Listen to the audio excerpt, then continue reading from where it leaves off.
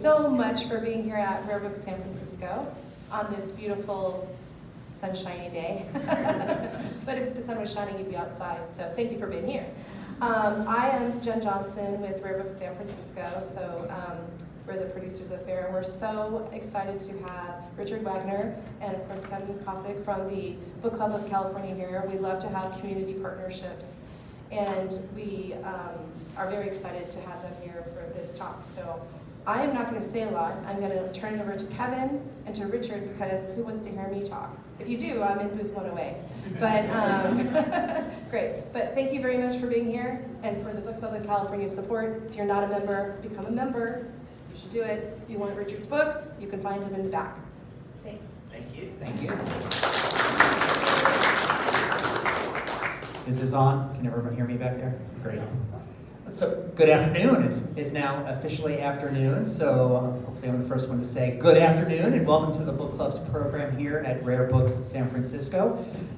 Thank you so much for joining us and for coming out to the fair. My name is Kevin, and I'm the Executive Director for the Book Club of California. It's my pleasure to host this in conversation with our special guest, printmaker, engraver, and book artist Richard Wagener. For those of you that might be new to the Book Club of California, we are a nonprofit, a member and donor supported organization that is dedicated to preserving and promoting the history of the book and the book arts. So we're not like a reading club where we can get a book and we read it. We host programs, events, exhibitions on all things related to the book as a cultural object. We focus on the literature and history of California and the West, and of course the book arts. If you're not a member, as Jen said, you should become a member of the Book Club of California. We can't do the work that we do without our members, and we have a table in the back if you want to find out more about the book club or to join. You can also visit us online at bccbooks.org. So now, what am I going to say? Oh, I should, of course, thank all of our friends here at Rare Books San Francisco for inviting us to do this program. Hope you're having a great fair. We're not going to keep you too long today for this program, so you can get out there and buy some incredible treasures. Today, I am going to speak a little bit with printmaker, engraver, and book artist Richard Wagener about his creative process and about the incredible artwork that he has produced for his own imprint and for fine press printers and publishers like Arion Press, the Nawakum Press, the Koch Printers, and for the Book Club of California. And we have a nice outline for our discussion today, but I'm sure you're probably going to get some unrehearsed stories from Richard as he talks about his craft and his career. We'll chat for a good portion of our time, and then we'll open up for some questions from the audience, so now's a great time to think about the questions that you might have for Richard. I'm going to start with a little brief bio about Richard for those of you who might not know about his incredible background. Richard Wagener has an undergraduate degree from the University of San Diego and a graduate degree from Art Center College of Design in Pasadena. He has been engraving wood for over 40 years, and his work has been featured in many, many fine press publications, including those from the Book Club of California. In 2006, Richard established his own imprint, Mixolydian Editions, to publish fine press editions of his own. In 2016, Richard was awarded the Book Club of California's Oscar Lewis Award for contributions to the book arts. That same year, Loom, his collaboration with David Pascoe of Nawakum Press in Santa Rosa, earned them the 2016 Carl Herzog Award for Excellence in Book Design. Richard grew up in Southern California, spending a lot of time in remote parts of the high desert and in the Sierra. His early art classes introduced him to Maynard Dixon and Edgar Payne, and his after-school activities included selling the evening newspapers to the Disney studios, where he met many of the illustrators and animators. He currently lives and works here in Northern California. I bet some of you are familiar with his work. You may even have some of his work in your homes, prints on your walls, for example, or publications in your collection. Again, I've asked Richard to come talk about his creative process and his collaborative work, so we're going to get into that. And I think the best way to get started is to pass it over to you. to tell us about your initial thoughts and the creative process in general, and maybe share some of the projects that you've worked on. Thank you, Kevin. I'd like to start by paraphrasing Rodney Crowell, who said, talking about the creative process is like performing card tricks on the radio. And I've been asked to talk about the creative process. So,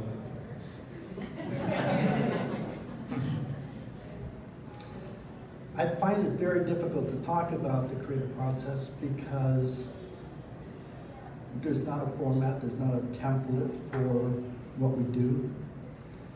Projects begin with ideas, which generate other ideas and questions that ultimately take us to this end product. But where those ideas and questions come from, who knows? And I'll talk about a couple of them.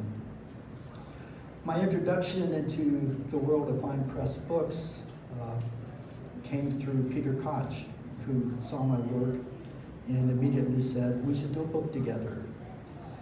And since I was using letter forms as compositional devices, he thought that we should do an alphabet book. And I had, number one, no idea what I was getting into, what the fine press book thing was all about. I had no idea what his expectations were. But I started thinking, well, alphabet books, I remember some from my childhood, what they were like. And so I came up with an idea of what I thought maybe Peter would like. And he looked at it and he said, I'm not interested in any of that stuff. Just do what you've been doing. And so he gave me complete freedom. And I can say that throughout my work in fine press all these years, that's remained true. Everyone I've worked with has given me complete freedom. At this point, life's too short to do what someone else wants. So there's never been an art director looking over my shoulder saying, oh, that's great. Now would you change this? The first book we worked on, this one with Peter, the alphabet book, I was trying to figure out what I wanted to do with wood engraving. Before that, I was doing what I would call free art, in that one piece was not tethered to another. I could do anything I wanted.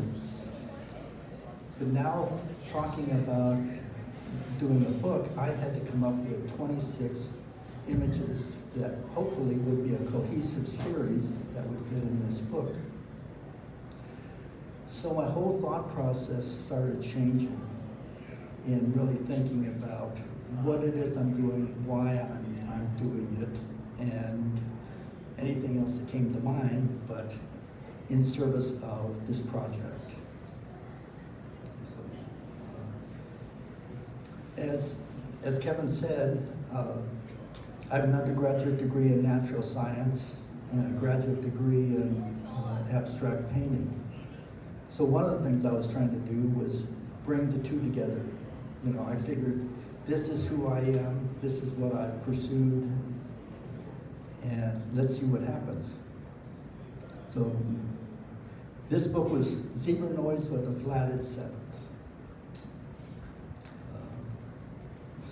One of the main things that I learned during this process, there are many things, but one thing that stands out for me is that when I had all the engravings done, Peter and I had a conversation about what do we have here? Is this a portfolio of prints or is it going to be a book?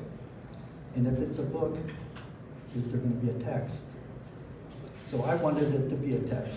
I wanted it to be a book, so the question of text came up. And we started talking about different people who might provide a text for it. And with my youthful ego and arrogance, I said, I was really not comfortable handing my work over to someone else who might take it in a direction where I wasn't comfortable. So I just, old alligator mouth piped up, I'm going to write the text.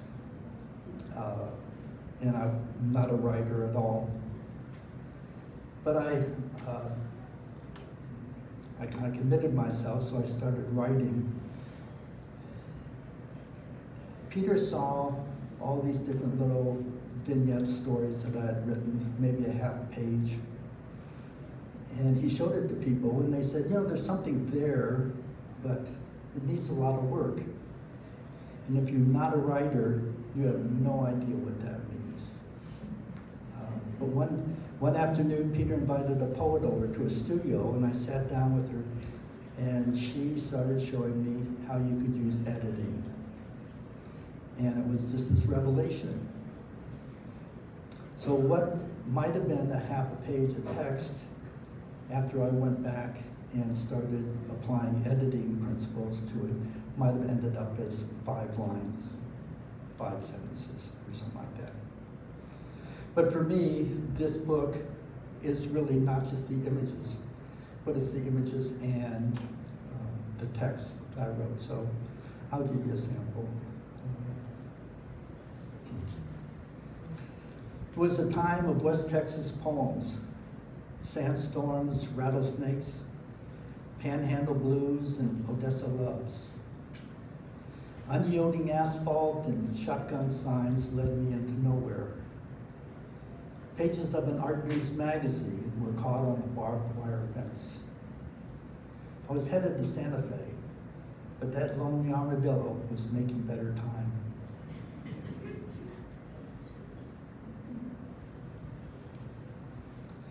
The road looks back and forth before crossing the prairie. The sun closes its eyes when the clouds prepare to rain. I felt this stillness before, as when the tumbling water drowns among the reeds, and life upon the flora watches the hesitant shadows, their journey as slow as a zeppelin's waltz across the sky.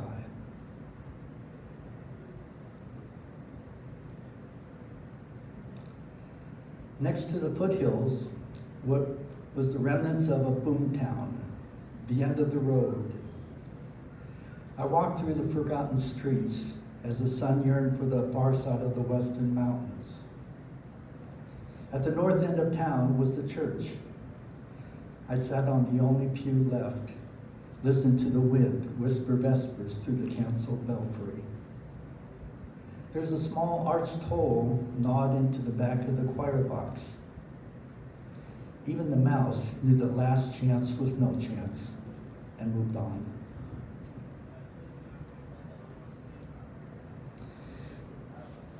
The process of editing for me came down to how many words do I need to tell a story? And later, when I was doing another engraving that didn't have to do with necessarily a book at the time, but that question came back to me, but in terms of engraving, and the question was, okay, how many words do I need? Well, how many lines do I need to engrave to really sell you on an image? Some years later, I was printing the images for a book club book, the Sierra Nevada Suite, which I'll talk about a little bit later.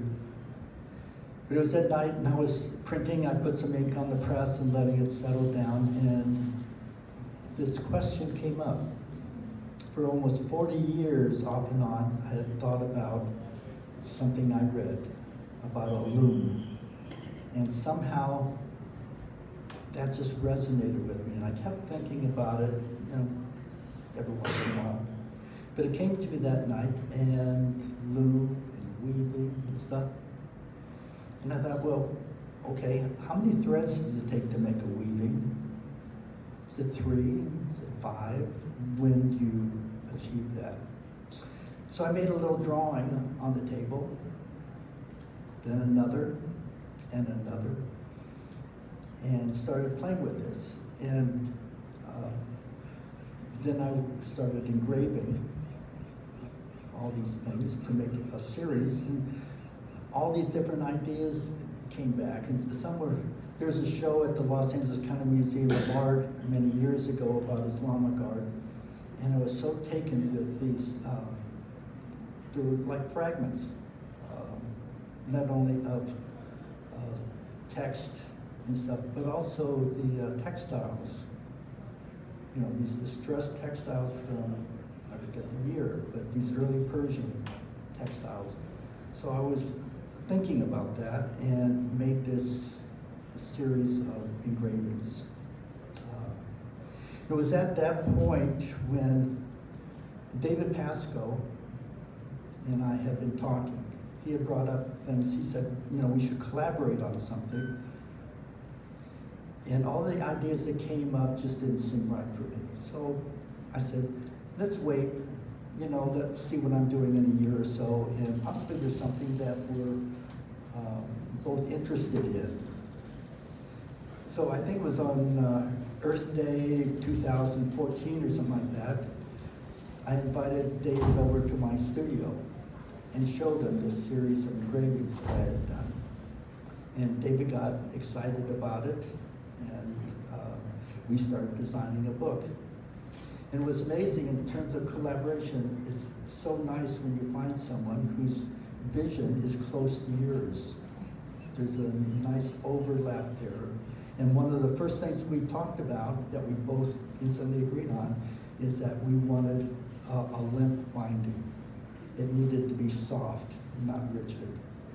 And so we went from there and designed this book. Pat Ray is here. He did the printing for us of the text. And that's the book that received that Herzog Award.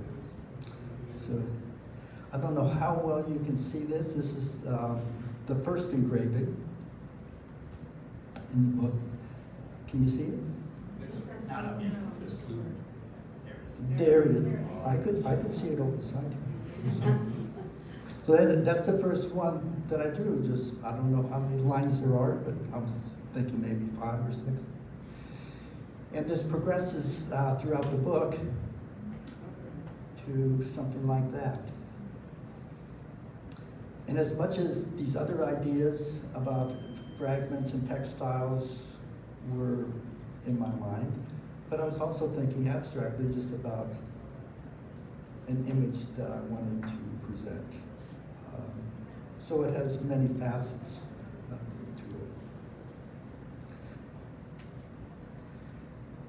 it. A year or so later, after this book came out, David was at the studio and he said, well, what's your next project? And I really didn't have anything going at the time. But I had been thinking about this engraver who I met years before, Jim Todd from Missoula, Montana, who did wonderful engravings of jazz icons. Duke Ellington, Chet Baker, all these people. And I brought this up, and David was excited about that, so I called up Jim right on the spot and said, we have an idea, what do you think? And he was all for it. So this is a time when we started, you know, it starts with a question, an idea of it, and you start tossing this around, seeing where it goes. But we wanted to provide an experience. And I was thinking about, and I think David concurred, could see where I was going with it, well, in my vision, what we're presenting is a smoky jazz club in 1959. If it was here in San Francisco, it would have been the Black Hawk. And so David's mind keeps going. It's always going. I get texts emails late at night. David's thinking. And what he came up with, what we developed was, that's the title page. I had a copy, what you see on the left there, Jerry Mulligan. Did another book years before with Jim Todd's work in it. He had sent me a bunch of it. And when I was packing stuff up to send back to him, I looked at the Mulligan print and I called him up and I said, I can't send it back. I'm not giving it back, so what do? And we ended up trading prints, so special for me. But what the idea of how do we present a jazz club in 1959, something you won't see anymore, but let's say you're sitting in the audience looking through smoke and the performer up on stage. So David developed this smoky pattern of one translucent sheet, and then there's a second translucent sheet where you're starting to see the image and the name, and then you get to the actual engraving of who we're talking about. So, the next book that David and I did together was not so much of time, but certainly of place. After the Santa Rosa fire, David moved back up to Washington, where he grew up. Having been away for so long and now going back up there, he started looking around at the temperate rainforest and thought we should do a book about it. And this became Cascadia. Cascadia being Northern California up in the British Columbia, from the crest of the Cascades to the Pacific.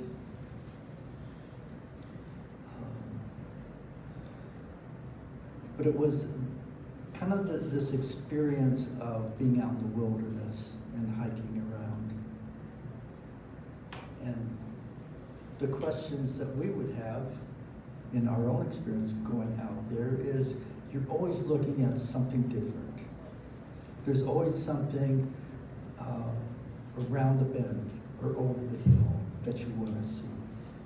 So we wanted all kinds of different things to be happening in the book to give you a similar kind of experience.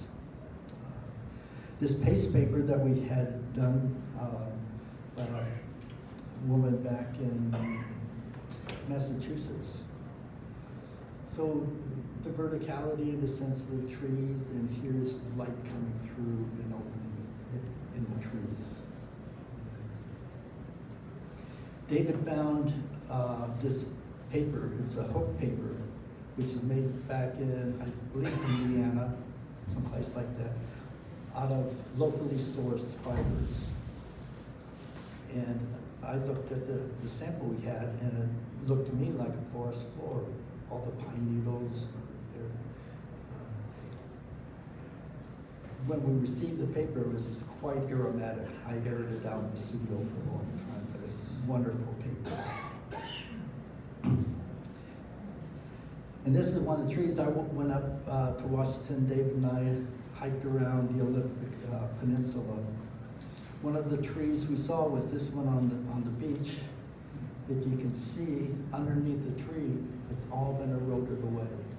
And the tree is really hanging on by very loose roots on those side bluffs there. And it's just a wonder that this tree has not collapsed, still survives. And they call it the tree of life. I think part of an experience, different things going on, I think we would use 5 or 6 different papers. Text on some paper, images on another paper.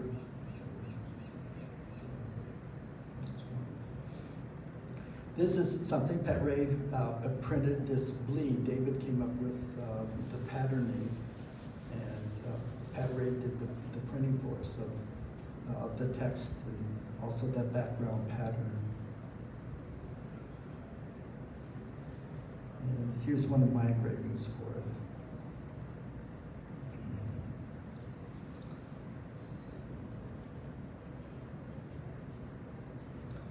One other notable collaboration, in a sense,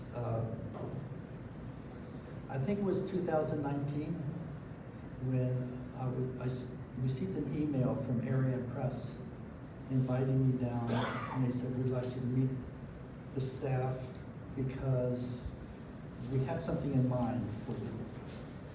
And I went down to this one event and saw, well aware of Arion Press. And I wondered this cryptic kind of note of we have something in mind for you. And then I found out that they wanted me to be involved with a book. And I'm not an illustrator. I don't like doing other people's ideas. So I was kind of wondering, what are they going to ask, and is it going to be right for me? And then I found out that what they were thinking of was Steinbeck's Sea of Cortez. And I just right away was so ecstatic over that.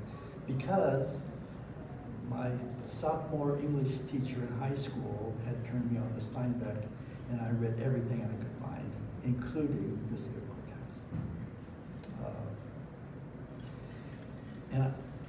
When Viking put out a paperback edition of that, I bought the book, and I still have it today. And I remember when I was reading it, questions that I had, and I thought the way I would approach it is to answer my questions, because I think other people might have similar things.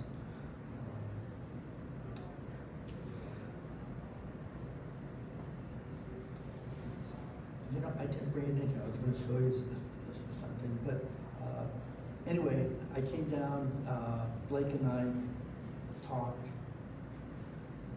and the nice thing was there was no direction given, no agenda other than, what do you think about it? What might you do? And we talked in generalities, and as I remember, Blake's here, he might remember differently. My sense is that I told them, let me think about it and see what I can do, and I'll get back to you. I wanted to do specimens that are mentioned in the book. Specimens that I thought were interesting, that I would want to engrave. I wasn't into the annelids or the worms. But one of the specimens mentioned in the book, I found a fellow down in Florida who sold these specimens, and so I got this starfish, which this is the basis for this one engraving. One of the other specimens that I didn't know or understand, had no idea what they were talking about, what it looked like, were the holothurians, the sea cucumbers. And at that time, there was no Google or anything else, no easy way to find this out. There's a sea cucumber, an anemone, and a spiny lobster. When I went up to Washington to meet David and hike around the Olympic Peninsula, I was thinking about this project. And I knew that the Western Flyer, the boat that Steinbeck and Ricketts took on their journey, was up in Port Townsend, Washington, being rebuilt.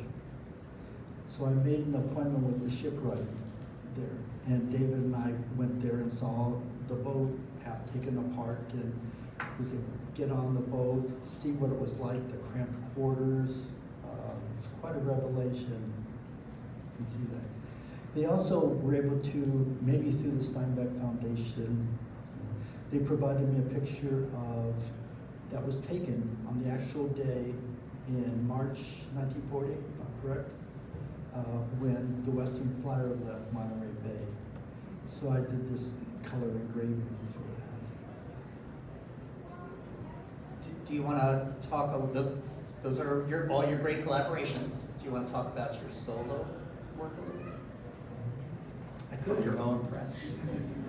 Well, yes. One book that stands out for me that I like, here it is, called Exoticum. After I had done the engravings for Zebra Noise, then I was finished with that, and I wanted to be finished. I wanted mental separation from that. Just didn't want to keep repeating the same type And my wife and I were out in Joshua Tree hiking around, and I saw a plant that was really interesting. And I wondered, just to challenge myself, could I engrave that? Could I pull it off? And I did. I really liked the result. And at the same time, we were at the Huntington Gardens in San Marino, and I walked through the desert plant collection. I think they have one of the largest desert plant collections in the world. And it was just fascinating by all these weird plants that they have there. So I started engraving them. And this was over probably a 7-year period. And I thought I wanted to put them together in a book. And I told Peter about this. And so Peter put me in contact with a writer he knew from Butte, Montana, who had written for Harper's Magazine, National Geographic. I met Ed down at Huntington Gardens. We spent about 3 or 4 hours walking through the desert collection, looking at the plants, talking about them. For example, my sense of what I was seeing, some of them were quite ugly, but beautiful in a different way. And in my mind, I kind of said, it has a Baudelarian beauty to it. But we talked about these things, and Ed took notes and everything. He came up with an outline which kind of encompassed everything I thought he should have. And he wrote something like a 4,000-word essay. For the cover, I contacted Pamela Smith in Abiquiu, New Mexico, to do a marbled paper for the cover. But I certainly didn't want typical marble paper, the overall patterning and everything else. I wanted something very minimalist. And I gave her an example of what I wanted, which she didn't follow, which is good. But here's what she came up with. She sent me 14 variations on this and said, tell me which one you like the best. I like them all. Don't worry about it. They're all going to be fine. So every book is different, but I think it really encompasses desert plants. It's really beautiful. One of the challenges that we had with this book is 4,000 words. I wanted the text to flow through the book and not just be text in the middle and then all these images. And the way I planned it out, I was also using different colored paper for the text from the images. And the way this worked out in the book was that I could allot text for 2 pages, a segment of 4 pages, 1 signature, then later another signature of 4 pages, and then 1 page. So 11 pages there. And I knew the typeface I wanted. I talked to Pat Ray about it a little bit. We figured we should be able to get so many words on a page. And so I told Ed that, and he worked everything out with his writing. We had, the word count was perfect. Except that when you do that, it's an approximation. Depends on, are you using big words, little words, what combinations? So when Pat cast the type, it didn't fit. But fortunately, Ed, being the writer that he is, went back, reworked the text so it would fit in. Because one of the directions I gave Ed is, in each of these segments, I want your thoughts completed. No one should have to flip through all these different pages just to get to the completion of a thought. So he did that, which is very nice.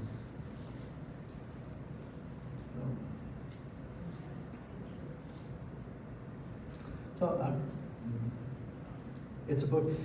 John DeMeritt did the binding on this. You can go back there.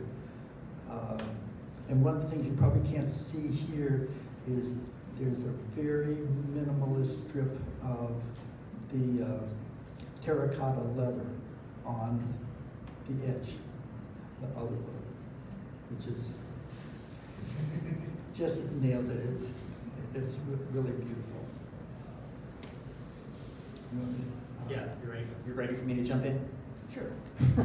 So you've already talked a little bit about some of your work and collaborations with Peter Koch. So let's talk about the books now that you've done with the Book Club of California, and two of which you worked with Peter on, California in Relief and Sierra Nevada Suite. Yes. And then we'll talk a little bit about the third book club book that you did for us, which you designed and printed the engravings for, and that publication is From California. We'll talk about that after these two. Okay. When Peter was printing the Book Club Quarterly, he asked me to do some little engravings to be on the cover, which caught the eye of some people at the book club. And they said, at some point, we should get Richard's engravings in one of our publications. So Peter came to me in 2008 and brought this up, and I agreed to do it. I already engraved a lot of the images, and then I engraved some more. The first one was California Relief, which is definitely about place, California. It was also a journey. I wrote a little text, but it goes through the book, and it's this journey of being in Southern California, leaving Los Angeles, traveling up the eastern side of the Sierra, over into Yosemite, into Napa and Sonoma counties, and then back down into Los Angeles.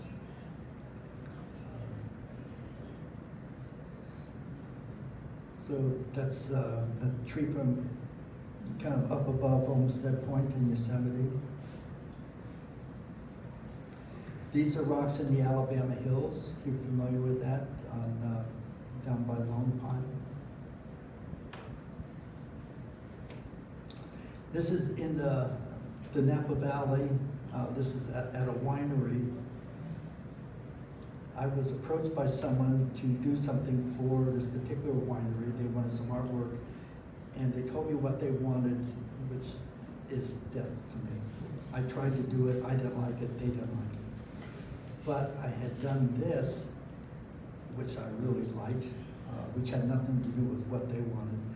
But I said, you know, I like it, and it's of your winery. They didn't like it either, but it sold well. One of the nice things that came up when I was thinking about this panorama here is from the second book, the Sierra Nevada Suite. And Peter had mentioned panorama, and that's about it. So I started thinking about that, but with this narrow book, how do you put that in? My sense is I want a lot of space and air around the prints. They need to breathe. I don't want them cramped in. So I called Peter and said, you know, I have this idea, but I don't want to mess up with your design. And I didn't even tell him what it was, but Peter said, you just do whatever you want to do, and he'll design around it. So that kind of sums up my experience with everyone I've collaborated with, which is nice. And this is from Yosemite also. Now the most recent book for sale, Greg Chrysalis called me up and said, thinking about it, doing a book with Dana Joya. And what we'd like to do is feature the two of you as Californians doing your respective things. And I was already busy doing a couple other projects. Let's see. But we went up to Dana's and talked to him about the project. And when we went into his library, on one of the shelves was a print that I had done. Back when we were doing Trading Aids, what I didn't mention is that we wanted a text for that, and I knew that Dana's brother was a jazz critic and music historian. We got him to write an essay for us. And then David said, wouldn't it be great to have both brothers in the same book? So I went up to Dana's and talked to him about that book and said, by the way, we have a brother. He eventually gave us a poem. But at the same time, I showed him some things I had done of the Sierra. And I thought, maybe there's something we could do with this at some time. Well, when Greg and I went up to see Dana about the book club book, here was that engraving there. So I saw that and thought, oh, okay. I kind of know where we are, what we can do, or ideas about it. And that started coming together. And at that time, no one had been chosen as an editor or designer of the book, but I wanted to see what this book would look like and how many engravings and how they fit and everything. So I just opened up InDesign and started doing this layout for it, which everyone seemed to like, so I kind of became the designer of it. But it's,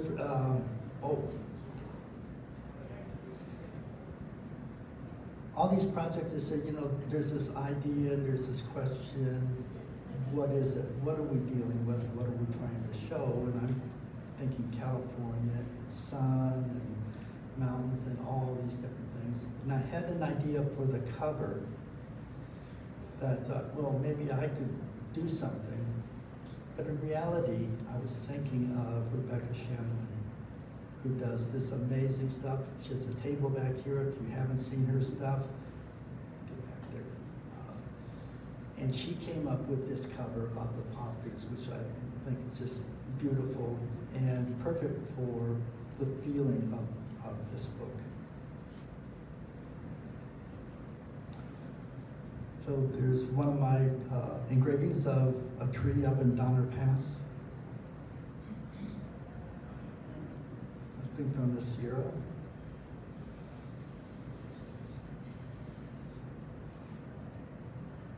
One of the poems, when I do a project like this, I'm not trying to do an image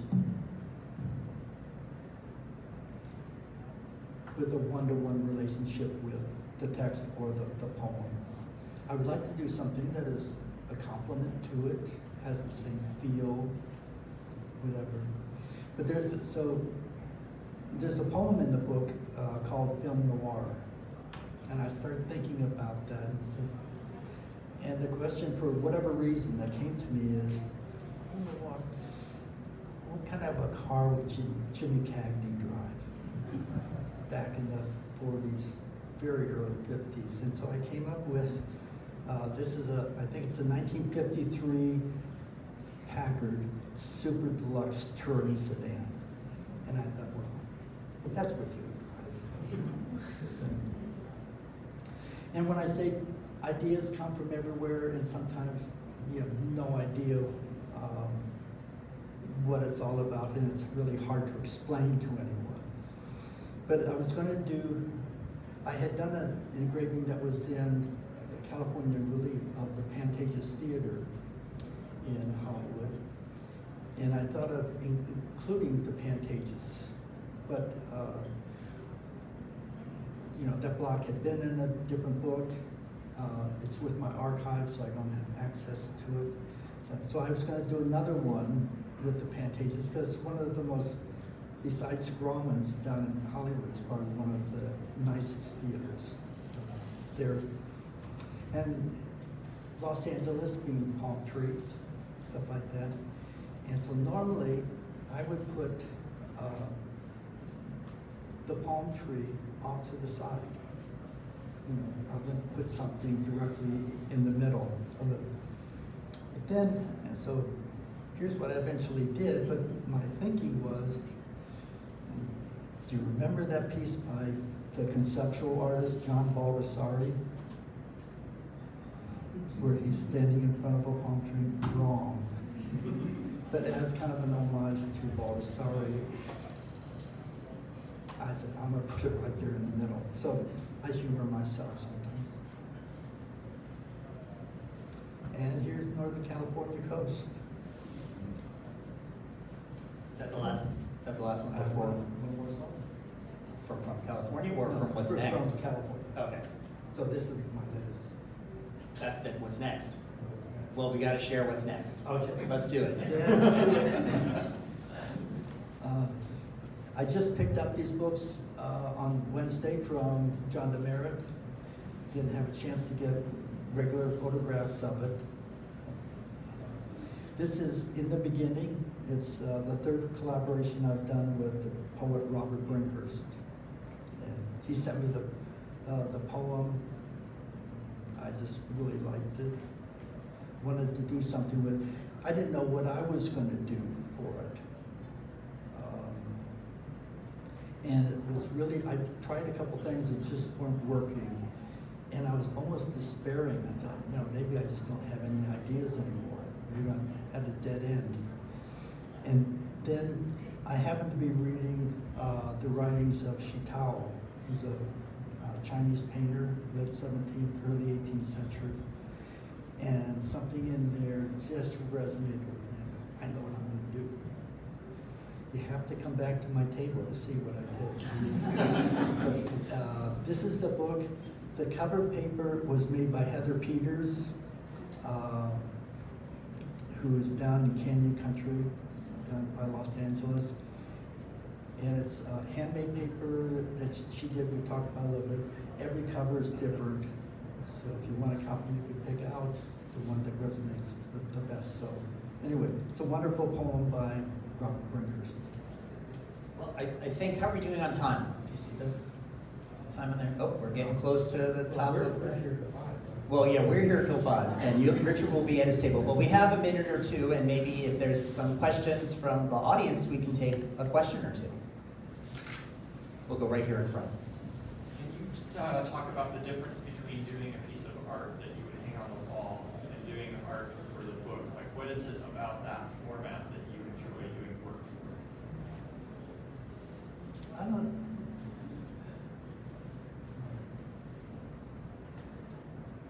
You know, for me, doing the work, there's no difference at all. But I know what you're saying, and I can tell you, I can look at my stuff and say, this I think really holds up on its own. And other stuff, well, works better in a context. The context of that being the book. But the actual doing of it, no real difference. You'd hope that everything is worth hanging on the wall, but it doesn't always work out that way. I know there was another question in the back. Is that me? Yes, it's you. Okay. I was wondering what factors you take into account to determine if you're engraving in black and white or color. Most of my work is in black and white. I've done some color engravings of botanicals, which I have on my table. And there is a difference because using different blocks for different colors, so how they fit together and how you're going to do that is quite a different mental process of separating things out. Beyond that, not a whole lot, but you are trying to service this different kind of way of printing and over-printing what you're doing. Which one is more challenging? Black and white? For me, the color, because I haven't done that much of it, and I keep trying and working on things. Previously, there was a wonderful printmaker up in Santa Rosa, Micah Schwabberl. Some of the print dealers have some of his work here. And he came by the studio a couple of times and sat down and talked. And he gave me ideas. This isn't working, why don't you try this? And we try it and see all of that. So unfortunately he passed away, so I can't call on him. But he was a great help. There's one question that we've talked about, which is the common thread or themes that run through your work and your engravings. You want to talk a little bit about that?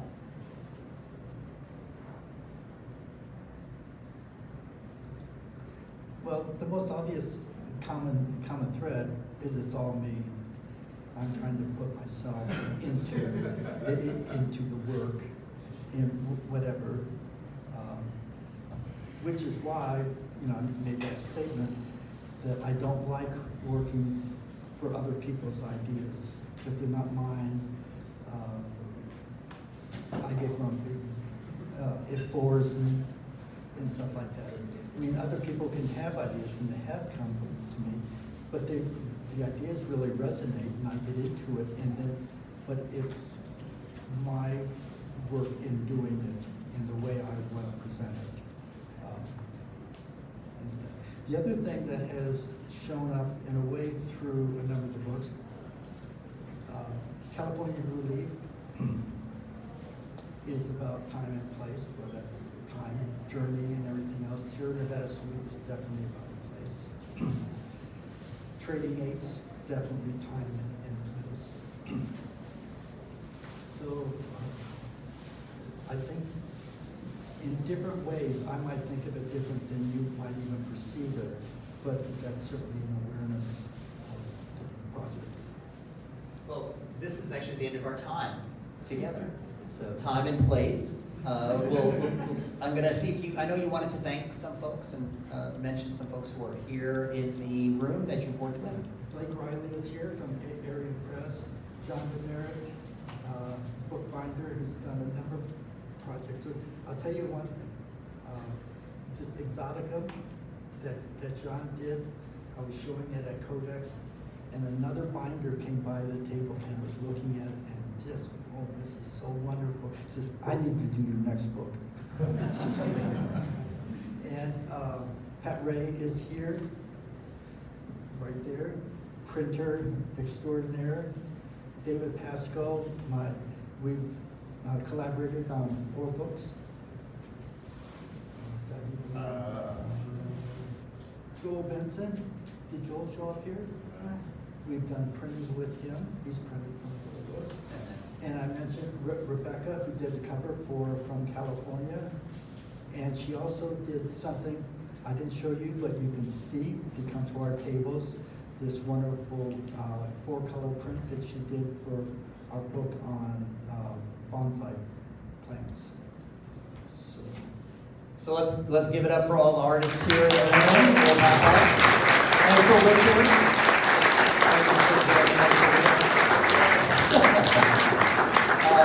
You can keep this conversation going with Richard by going to his table. He's got, I think, almost all the books that you've shown today here with you, right? Some are out of print. Yeah, maybe not from, maybe not California Relief. Oh, no, yeah. I do have California in Relief, which is out of print. No one else has, but I have. So you can stop by Richard's table, or you can stop by the book club's table. We do have copies of From California, our latest publication with Richard for sale, and we have a fair price. Let's mention Greg Chrysalis, because I mentioned that he was the one that called me up and got me involved with the From California book. So Greg is here. So Kevin, don't we have a great thanks for Richard? When he came in to sign the books for Joya, he gave us how many things? When Elizabeth talked about it. A number of books came to the club earlier. Yeah, many of Richard's books are at the book club of California. You recently. You donated stuff to the club very recently. Elizabeth, so that's really wonderful. Thank you. Well, and thanks everyone for coming. And go to Richard's table. Visit us at the Book Club of California. Where's the table? Well, do you know your number? You're all the way in the back, and to the left of the stairs, second room is where you are. Yeah, G. G as in gorilla. G as in gorilla. Okay. So go visit Richard, talk to him, see all of his books, and come by the book club table. Thanks everyone, and have a great rest of your fair.